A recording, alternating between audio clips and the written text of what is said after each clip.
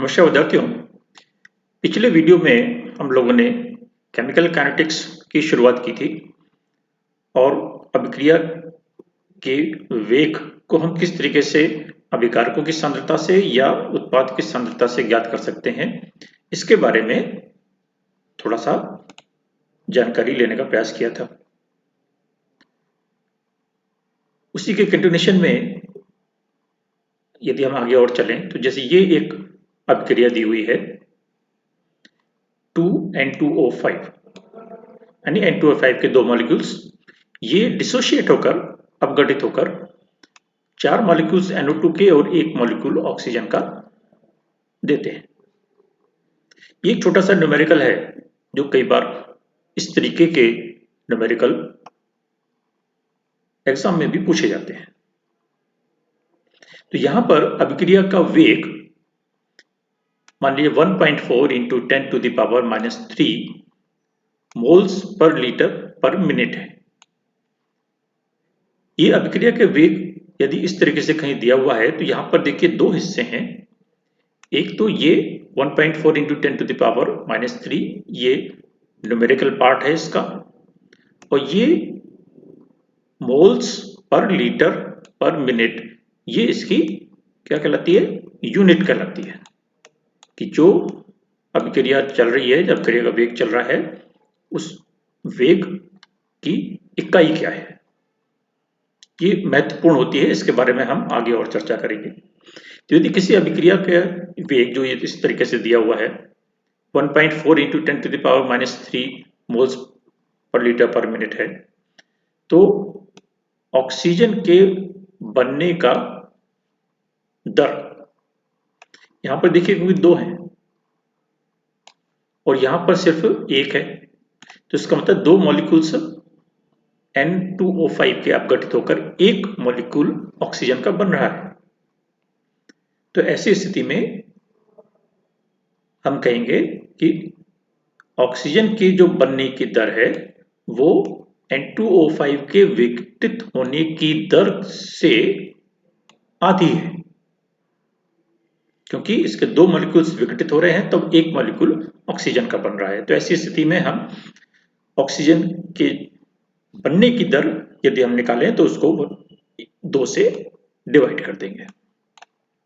दूसरी तरफ यदि कहा जाए कि NO2 के बनने की दर क्या है, तो यहां पर दो मॉलिक्यूल विघटित होकर 4 मॉलिक्यूल NO2 के बना रहे हैं, तो ये NO2 के बनने की दर N2O5 के विघटित होने की दर से 2 गुनी हो जाएगी।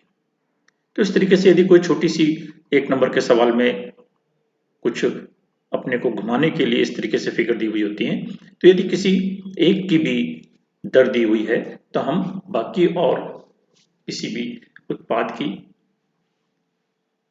बनने की दर ज्ञात कर सकते हैं।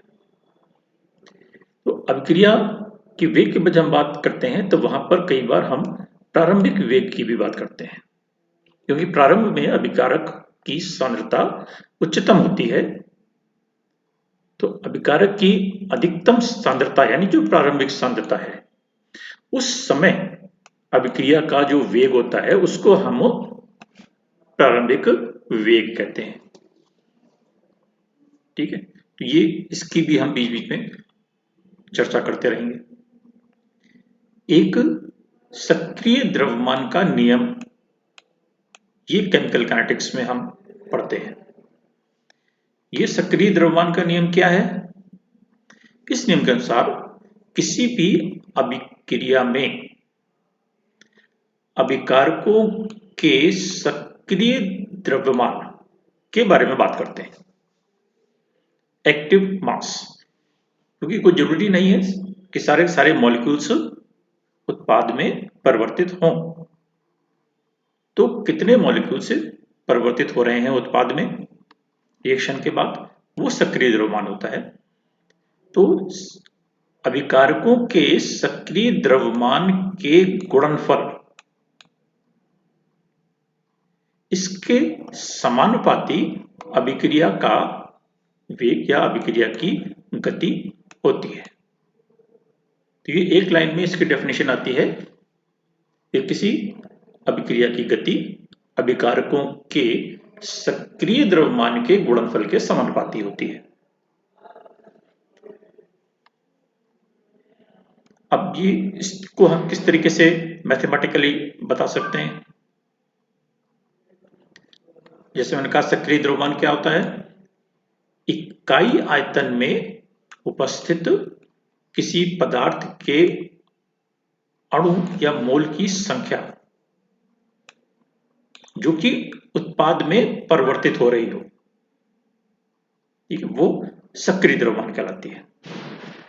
तो यहां पर जैसे हमने लिखा A प्लस B और ये एक प्रोडक्ट बना रहा है, तो ये हमने एक इक्वेशन या एक केमिकल इक्वेशन लिखी है, रासायनिक अभिक्रिया लिखी है। तो यहां पर हम कहेंगे कि इस अभिक्रिया का वेग अभिकारकों के, क्योंकि दो अभिकारक लिखे हैं तो Ca यानी concentration of A, Cb concentration of B, तो दो अभिकारक हैं, दोनों अभिकारकों की सांद्रताओं के समानुपाती होती है।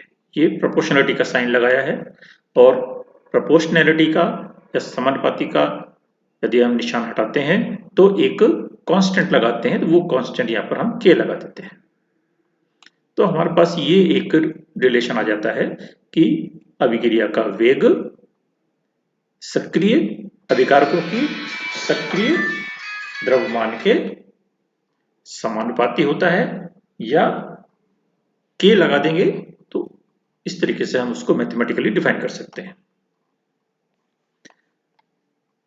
ये इस अभिक्रिया को यदि हम थोड़ा सा जनरलाइज रूप में लिखें, सामान्य रूप में लिखें, तो ये इस तरीके से लिखी हुई है A into a plus B into b plus C into c, यानी A रिएक्टेंट उसके A मोल्स, B रिएक्टेंट उसके B मोल्स, C रिएक्टेंट उसके C नंबर ऑफ मोल्स, ठीक है। अब यहां पर स्मॉल a b c की वैल्यू हो भी सकती है 2 3 4 5, नहीं तो एक तो होगी ही। और दूसरी तरफ ये प्रोडक्ट है m इंटू n, और इसके नंबर ऑफ मॉलिक्यूल्स उत्पाद के स्मॉल m और स्मॉल n। इस तरीके से यदि ये एक कोई जनरलाइज्ड इक्वेशन लिखी हुई है, तो ऐसी स्थिति में हम उस अभिक्रिया के वेग को किस तरीके से लिखेंगे? k इंटू, ब्रैकेट में देखिए ये पे a लिखा है, ब्रैकेट लगाने का तात्पर्य है या इसका मतलब है कंसंट्रेशन ऑफ A,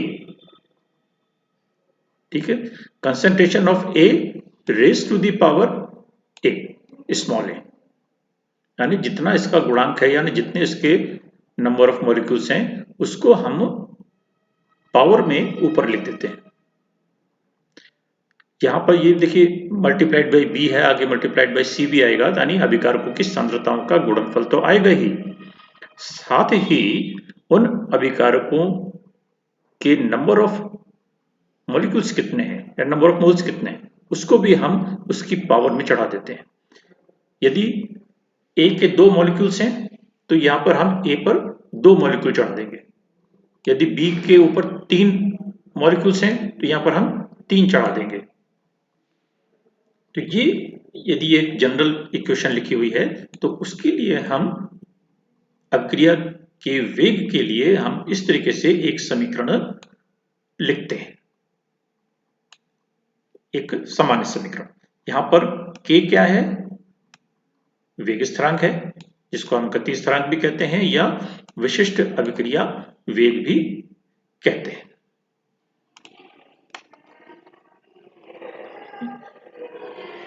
अब यदि अभिकारकों की सांद्रताएं, यानी क्रियाकारक या अभिकारक जो भी हम कह दें, एक ही चीज है, यदि इनकी सांद्रताएं इकाई हो तो यहां पर जो हम आगे लिख रहे थे अभिकारकों की सांद्रताओं का गुणनफल, यदि वो सब इकाई हो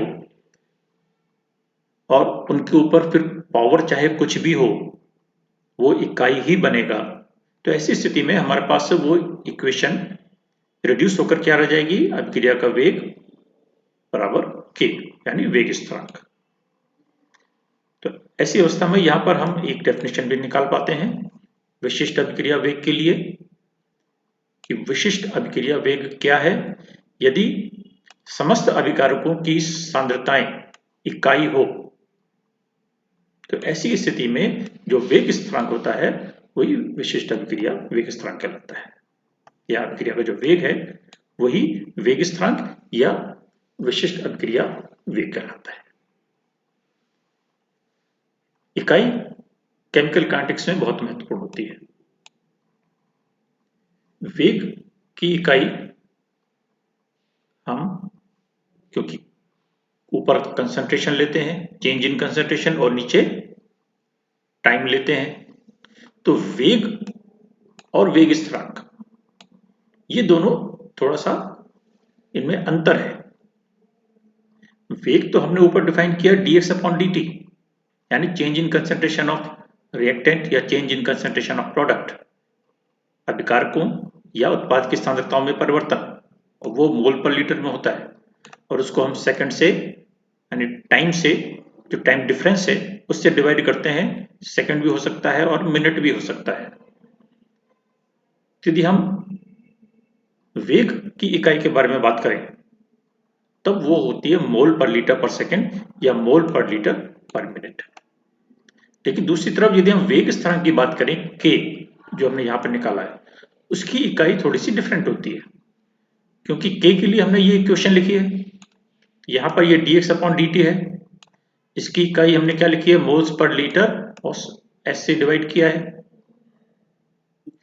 ठीक है, ये अभिक्रिया का वेग है।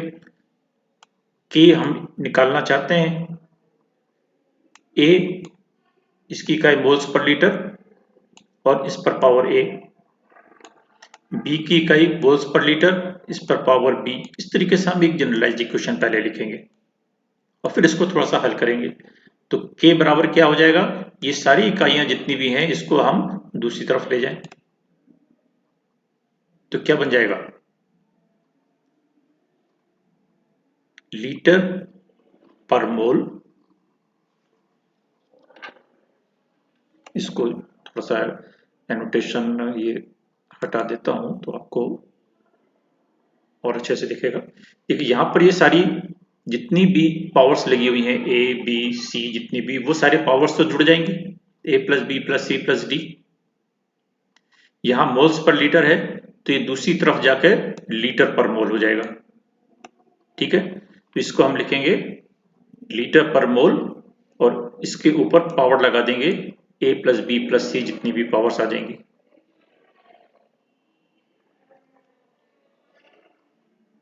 और इसको भी यहाँ पर जो मोल्स पर लीटर था इसको हमने उल्टा करके लिख दिया लीटर पर मोल, और यहाँ पावर माइनस में कर दी। कर सकते हैं, ये मैथमेटिकल कॉन्सेप्ट में हम पढ़ते हैं। और जो सेकंड है इसको हमने सेकंड इनवर्स के रूप में लिख दिया। ये थोड़ी सी मैथमेटिकल ट्रिक्स हैं, क्योंकि यहां पर हमने ब्रैकेट के अंदर की क्वांटिटी को सेम बनाना है। तो यहां पर अंदर तो रह गया लीटर पर मोल, ये दोनों सेम हो गए, और अब पावर्स इनकी ऐड हो जाएंगी। तो यहां पर तो है a प्लस बी प्लस सी, और यहां पर है -1, तो ये दोनों जुड़ के क्या हो जाएगा, a प्लस बी प्लस सी, और लास्ट में -1 और सेकंड इनवर्स। तो ये जो यहाँ पर a plus b plus c etcetera आएगा उसको हम यहाँ पर n लिख सकते हैं, और वो अभिक्रिया की कोटि कहलाता है। तो यहाँ पर हम उसकी जगह पर n लिख सकते हैं। तो ऐसी स्थिति में जो वेग स्थिरांक है उसके लिए इकाई क्या निकल के आ जाती है, लीटर पर मोल n-1 सेकंड इनवर्स। ये वेग स्थिरांक के लिए इकाई निकलती है। तो अभिक्रिया का वेग अलग है और वेग स्थिरांक अलग है, और इनकी इकाइयां भी अलग है। अभिक्रिया के वेग की इकाई तो फिक्स है, लेकिन अभिक्रिया के वेग स्थिरांक या विशिष्ट अभिक्रिया वेग स्थिरांक के, इसकी इकाई परिवर्तित होती रहेगी। किस तरीके से, शून्य कोटि की अभिक्रिया है, यानी n बराबर यदि 0 है तो n बराबर 0 लिखते ही यहाँ पर हमारे पास क्या आ जाएगा, मोल इंटू लीटर इनवर्स -1 और s -1। ठीक है, 0 -1 बराबर -1।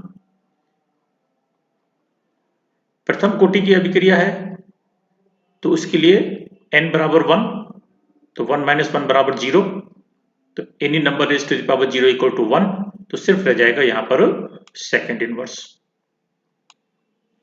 n बराबर 2 है यानी द्वितीय कोटि की अभिक्रिया है, तो ये लीटर पर मोल सेकंड इनवर्स निकलेगा, क्योंकि 2 - 1 बराबर 1, तो लीटर पर मोल रह जाएगा या लीटर मोल इनवर्स रह जाएगा। तो इस तरीके से आप देखिए कि अलग अलग कोटि की अभिक्रियाओं के लिए अभिक्रिया वेग की इकाई अलग अलग निकलती है। तो ये भी एक थोड़ी सी ध्यान रखने योग्य बात है कि अभिक्रिया के वेग स्थिरांक की इकाई से हम उसकी कोटि के बारे में कुछ जानकारी प्राप्त कर सकते हैं। यदि अभिक्रिया के वेग स्थिरांक का मान दिया हुआ है और उसकी इकाई सेकंड इनवर्स दी हुई है, तो इसका मतलब कि वो अभिक्रिया प्रथम कोटि की अभिक्रिया है। तो इस पर आधारित कोई छोटे से सवाल भी कई बार पूछ लिए जाते हैं कि एक ट्रिक की चीज है। ये वेग स्थिरांक के मान में प्रयुक्त हुई इकाई से अभिक्रिया की कोटि का ज्ञान होता है। ये एक बहुत ही महत्वपूर्ण बिंदु बन जाता है और इसको हमें ध्यान रखना है। तो वेग स्थिरांक की इकाई क्या है, ये ध्यान में रखनी है, और अलग अलग कोटि की अभिक्रियाओं के लिए वेग स्थिरांक की इकाई भी अलग अलग होगी, ये बात भी हमें ध्यान में रखनी है।